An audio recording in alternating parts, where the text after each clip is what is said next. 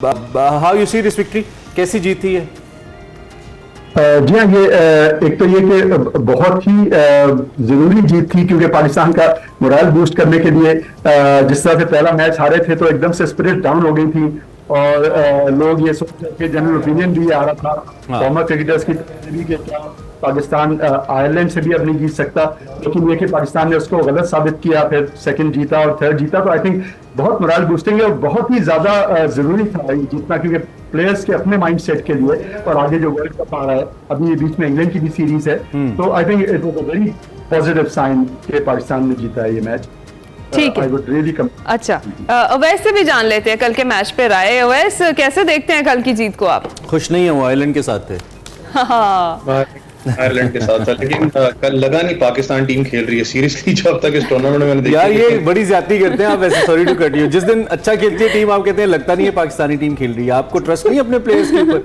वैसे नहीं, इमरान भी देखते हैं पाकिस्तान टीम ऑब्वियसली सबसे ज्यादा खुशी हमें होती है, लेकिन इस सेंस में कह रहा हूँ कि जब स्ट्राइक रेट की बात आती है तो बहुत ही कम आप पाकिस्तान टीम को स्ट्राइक रेट चेज करते हुए इतने स्ट्राइक रेट से आपने कभी देखा है। क्योंकि पाकिस्तान टीम पे मैंने कहा ना, प्रेशर सिचुएशन तो थी, चाहे हम पहला मैच जीते, लेकिन आपको आयरलैंड को तो अप्रिशिएट करना पड़ेगा, बड़ा अच्छी क्रिकेट उन्होंने खेली है उनके प्लेयर्स ने। लेकिन कल के मैच की बात करूं तो बहुत से क्वेश्चन मार्क्स, चाहे वो बाबर आजम की स्ट्राइक रेट को लेके हो, चाहे रिजवान की अपना बैटिंग को लेके हो, फिर उसके बाद 300 plus strike rate, Azam Khan भी कल आपको नजर आए। तो स्ट्राइक रेट वाला मामला तो कल बड़ा डिफरेंट कैटेगरी में आपको नजर आया था। लेकिन थोड़ा सा फिर मैं उसी चीज पे आना चाहूंगा कि जब मैंने कल भी शायद आपसे बात की थी कि अगर मैं बात करूं प्लेयर्स कैटेगरी की बात करूं, किस पोजीशन पे किस प्लेयर को आपने खिलाना है, बहुत सी इस वक्त अप्रिसिएशन भी हो रही है। जहां पर दूसरी तरफ पे अगर बात करें तो उस्मान खान की फिर बार बार बात हो रही है कि यार अगर आप उसको लेके गए हुए हो, आपने उसको ट्रस्ट दिखाया हुआ, तो यार उसको आपने आखिर कब खिलाना है, उसको एक ट्रस्ट वर्दीनेस उसकी रीगेन करने के लिए, फॉर्म रीगेन करने के लिए।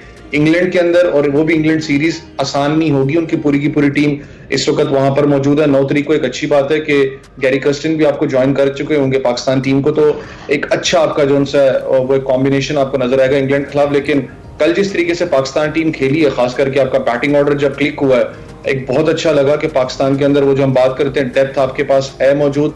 लेकिन आपने एक और भी चीज दिखाई कि खाली बाबर आजम नहीं, दूसरे बैट्समैन भी कैपेबल हैं। आपको बाबर आजम एरा से मैं फिर कहता हूँ निकलना पड़ेगा, आपको टीम यूनिट बन के खेलना है। बाबर आजम आपके बेस्ट प्लेयर्स हैं, one of the great players हैं, लेकिन आप हमेशा एक प्लेयर के ऊपर टूर्नामेंट नहीं जीतते, आप मैचेस जीतते हो। आपको टूर्नामेंट के लिए ऐसा टीम आपको निकलना पड़ेगा। अच्छा, बॉलिंग के हवाले से रिशाद भाई आपका कमेंट मुझे चाहिए। ऐसा लगता है पहले बॉलिंग इतनी हमारी ट्रस्टवर्दी होती थी मोस्ट ऑफ द टाइम्स कि हम अगर फॉर एग्जांपल वनडे में 150 रन भी हमने बना लिए या T20 में अगर 130-35 रन भी हमने बना लिए तो हमें लगता था कि वी कुड फाइट बैक, और अक्सर हमने फाइट बैक किया है, हमने बड़े छोटे छोटे टोटल्स को डिफेंड किया है। लेकिन अब ऐसा लगता है कि हमारे जो पेसर्स हैं वो या तो उनके अंदर वो कॉन्फिडेंस नहीं आ पा रहा दोबारा से, छोटी टीम है आयरलैंड उसके खिलाफ भी, कि वो विकेट्स उस तरीके से लें और उस तरीके से ब्रेक थ्रूज कर पाएं। इसकी बुनियादी वजह क्या देख रहे हैं आप? कोई प्रॉब्लम देख रहे हैं आप इसके अंदर? जी हाँ, देखिए ये जो मैंने नोटिस किया था वो ये कि शाहीन शाह अफरीदी पे अगर आ जाए पहले तो ओपनिंग स्पेल्स वो अच्छे कर रहे हैं, लेकिन वो डेथ ओवर्स में उनसे बॉलिंग उस तरह से नहीं हो रही, बहुत रन्स कंसीड कर रहे हैं वो। और डेफिनेटली वो लगता है ऐसा है कि इस शॉर्ट ऑफ स्टेमिना में भी, और मे भी कोई इंजरी, कोई निगल उनको बॉदर कर रहा है, क्योंकि वो डेथ ओवर्स में बहुत अच्छे बॉलर थे और इस वक्त उनकी कंसिस्टेंटली वो यानी अब 30-40 रन दे रहे हैं डेथ ओवर्स में, which is a big concern for Pakistan. दूसरे कि मोहम्मद आमिर का मैं कहूंगा कि अभी तक तो कोई इंप्रेसिव कमबैक नहीं है मोहम्मद आमिर का। वो दुनिया में बहुत सी T20 लीग्स खेलते हैं, बाज लीग में वो अच्छी बॉलिंग भी करते हैं, लेकिन बिल्कुल टॉप कॉम्पिटिटिव लेवल पे जब बिल्कुल पाकिस्तान को आप रिप्रेजेंट कर रहे हैं तो उस लेवल पे आई एम सॉरी टू से, लेकिन आमिर की वो क्लास ऑफ बॉलिंग नजर नहीं आ रही। तो ये भी एक बड़ा मेजर कंसर्न है। अच्छा, नसीम जो है again coming back from injury, but Naseem Shah मेरे ख्याल रिदम में आ जाएंगे, थोड़ा सा वक्त लग रहा है, लेकिन मुझे उनसे उम्मीद है कि वो डेफिनेटली स्पीयर हेड करेंगे नसीम शाह। अच्छा, आई फील तो वह जिस तरह से भी हम बात ही बॉलिंग की कर रहे हैं, क्या कह सकते हैं फिर हम कि एक बार फिर बॉलिंग ने मायूस किया है और हमारे प्लेयर्स जो हमारे बॉलर्स हैं उस तरीके से नहीं चल सके इस सीरीज में? देखिए, बॉलिंग का तो अगर सबसे बड़ा जो अगर इशू की बात करें तो आपको हंटिंग इन पेयर्स हमेशा, जब हम कहते हैं आमिर का बेशक इकोनॉमी रेट एक साइड से अच्छा मेंटेन वो करके रखते हैं। दूसरे एंड से एक फास्ट बॉलर जो है वो अटैकिंग क्रिकेट खेलता है। ये एक फास्ट बॉलिंग का हंटिंग इम्पेयर को जिसको हम कहते हैं। अच्छा लगा कल शहनशाह अफरीदी ने कल 3 खिलाड़ियों को आउट किया, कल रिदम में आपको नजर आए। मोहम्मद अनफॉर्चुनेटली मोहम्मद आमिर की बात करूं, विकेटलेस अपना कोई ज्यादा एज सच उनकी अच्छी परफॉर्मेंस नहीं थी। लेकिन सबसे बड़ा इस वक्त जो मेरे लिए क्वेश्चन मार्क था वो ये था कि आप हसन अली को कहां से बीच में ले आए तीसरे T20 के अंदर। क्या आपने अचानक ही हसन अली को बीच में इंक्लूड कर दिया? शायद वो उन कंडीशंस को यूज टू करने के लिए जो भी मामला थे तो इंग्लैंड में हसन अली एक बरकत है जो कभी कभी पड़ जाती है। वो मैं कल भी इमरान भाई लिटरली सोच रहा था कि जब वर्ल्ड कप करीब आता है तो दो नाम शायद लोग मुझसे खिलाफात भी इस पे करें, हसन अली और राना फहीम अशरफ कहां से बीच में आ जाते हैं समझ ही नहीं आती इस चीज क्योंकि भाई आखिर होता क्या, कहां से वो बीच में आ जाते हैं। लेकिन चले जो भी मामला हैं, पाकिस्तान बॉलिंग की अगर बात करूं तो सबसे बड़ा एक इशू इस वक्त, फिर मैं इस चीज को दोहराऊंगा कि आपका वर्ल्ड कप से पहले स्क्वाड चेंज होगा। पाकिस्तान बॉलिंग की अगर बात करें तो अगर दूसरी टीम्स को कंपेयर करूं, इंडिया 4 स्पिनर्स के साथ जा रहा है क्योंकि यूएस कंडीशंस के अंदर जो अब तक खबरें कि वहां पर स्पिनिंग ट्रैक होंगे। अगर मैं पाकिस्तान बॉलिंग की लाइनअप की बात करूं तो आपके पास इस वक्त कौन सा प्लेइंग 11 के अंदर स्पेशलिस्ट स्पिनर आपने खिलाया? इब्रार को आप बाहर बिठा के रखा हुआ है, आपने उसको अभी तक यूज नहीं किया। अगर बात मैं करूं शादाब खान की मात की, वो आपके पास ऑलराउंडर्स की हैसियत से खेलते हैं। एक top performer wicket taker Usama Mir PSL का, आपने उसको ड्रॉप किया, किस पेस पे ड्रॉप किया समझ में नहीं आती। आमिर जमाल की बात करूं, बात होती है कि जी वो रन्स लीक करता है, 9-10 रन्स पर ओवर जाता है, लेकिन वो जो बैटिंग में क्वेश्चन देता है वो आपको एक एज पॉइंट मिलता है। आपकी अटैक बॉलिंग के अंदर कोई मसला नहीं, आपके डेप्थ के अंदर आपकी जो मिड ऑर्डर्स है उसमें भी कोई इतना इशू नहीं। आपका सारा का सारा मसला जो शादी बता रहे थे आपका डेप्थ ओवर्स के अंदर, आपके पास डेप्थ ओवर का बॉलर ही मौजूद नहीं है पाकिस्तान टीम में।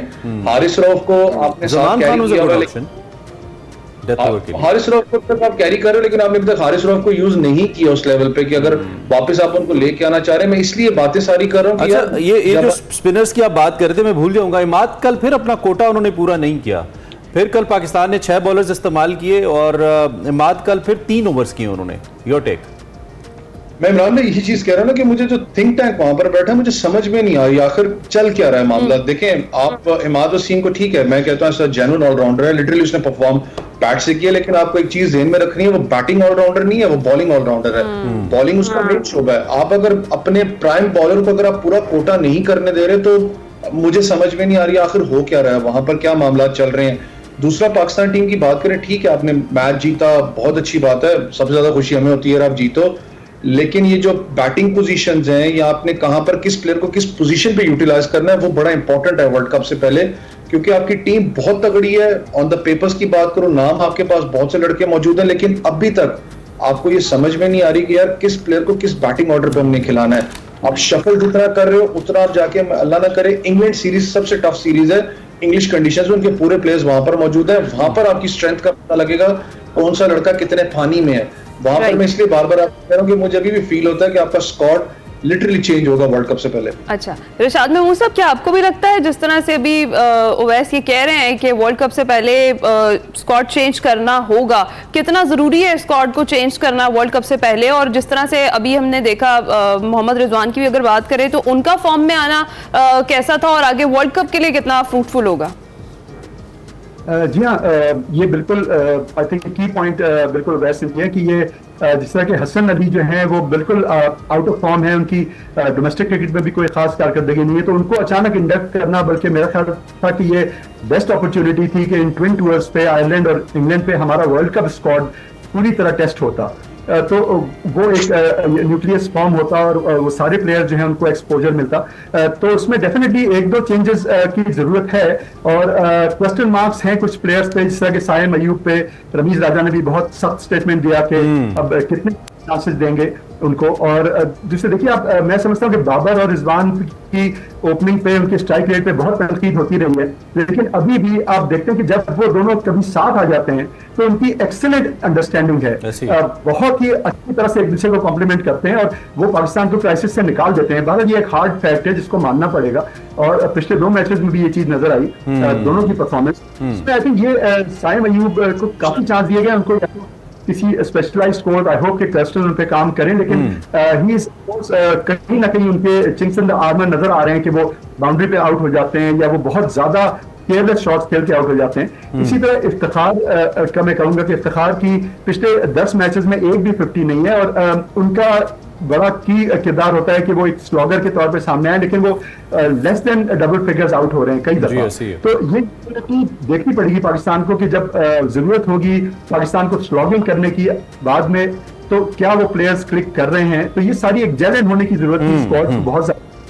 के इंग्लैंड के 4 मैचेस हैं T20 के, और वहां stiffest test compare to Ireland, बहुत टफ टीम है इंग्लैंड की। तो मैं समझता हूं कि वहां पे और ज्यादा चीजें ये वही ना, हम कॉम्बिनेशंस क्या ट्राई करें कि हम पहला मैच हार के प्रेशर में आ जाते हैं, हमें जीतने के लाले पड़ जाते हैं कि भाई कॉम्बिनेशंस बाद में ट्राई करेंगे, सीरीज जीतो, कहीं पीछे शोर मच जाएगा, ये क्या हो गया, हमने तो पहला मैच ही हार दिया। तो कॉम्बिनेशंस हम क्या ही ट्राई करें ऐसी सीरीज। आयरलैंड का आपने जिक्र किया। अच्छा, एक तो कर्स्टन का आपने बताया, तो खबर ये जी कि 19 मई को गैरी कर्स्टन पाकिस्तानी स्क्वाड को ज्वाइन करने जा रहे हैं। साइमन हेलमेट फील्डिंग कोच हैं और डेविड रेड बतौर मेंटल परफॉर्मेंस कोच मुंतखब हुए हैं। डेविड रेड हैं या डेविड रीड हैं, वैस वुड कंफर्म, क्योंकि कोचिंग इनका डिपार्टमेंट है। अच्छा, इसके साथ वैस मैं प्लेइंग कंडीशंस या प्लेइंग एटमॉस्फेयर के हवाले से पूछना चाहूँगा। मुझे बड़ा दिलचस्प लग रहा था, मुझे ऐसे लग रहा था कि तमाशाई, वो हमारे गाँव देहातों में मैच होते हैं ना, अक्सर बाउंड्री के अंदर भी तमाशाई बैठे होते हैं और वही कैच कर रहे होते हैं।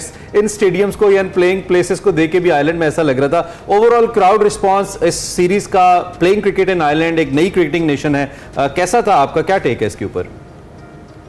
इमरान भाई, मुझे आयरलैंड जाके मौका मिला, आयरलैंड डबलिन में खेलने का, काफी मैचेस वहां पर खेला। कंडीशंस बिल्कुल डिफरेंट है।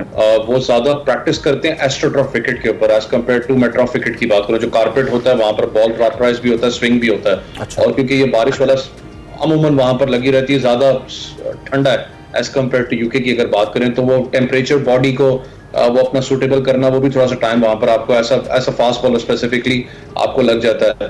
क्राउड की बात करें, पाकिस्तानी वहां पर मौजूद है, लेकिन उस टेंडेंसी के मौजूद नहीं जैसे अगर आप बात करें यूके के अंदर हैं या ऑस्ट्रेलिया के अंदर पाकिस्तानी मौजूद हैं जरूर है वहां पर, लेकिन उनकी ग्राउंड्स की अगर बात करूं तो ये कुछ बहुत कम स्टेडियम्स हैं, सच इतने ज्यादा स्टेडियम्स उनके पास मौजूद नहीं है, लेकिन उनके जो क्रिकेट ग्राउंड्स में लोगों ने बनाए हुए हैं नॉर्मली वो बहुत अच्छी हैं, बुलेट किस्म की उनकी आउटफील्ड होती है वहां पर। आपको पता है कि और ये आयरलैंड टीम की अगर बात करूं, मैंने आपके ही प्रोग्राम में शायद बात की थी कि जब मैं क्वालिफायर्स खेल रहा था यूए के लिए, इनके खिलाफ जब खेला था, पोर्टरफील्ड के जो कैप्टन थे इनके, तब उस वक्त T20 स्टार्ट हुई थी, लाइक एज सच पीक नहीं पकड़ी थी T20 ने।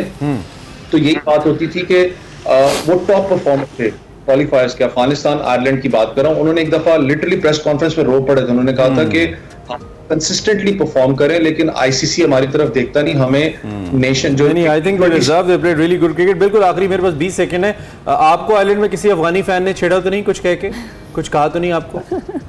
अफगानिस्तान के खिलाफ मैचेस तो बहुत खेले हैं, लेकिन टफ फैंस हैं, टफ फैंस हैं पाकिस्तान के हवाले से, खास तौर पे नीयत के मसाइल बहुत ज्यादा हैं। किसी भी कंट्री की तरफ से खेल रहे हो, आई डोंट नो उनको इशू क्या है हमारे साथ, लेकिन क्रिकेटर्स की बात करूं, हीट ऑफ द मोमेंट होती है, उसके बाद बिल्कुल नॉर्मल हो जाते हैं, लेकिन फैंस वाला जो मामला है, पाकिस्तान क्रिकेट बोर्ड को इसके ऊपर सोचना पड़ेगा। भाई शारजा में भी कुर्सियां उठा लेते हैं भाई।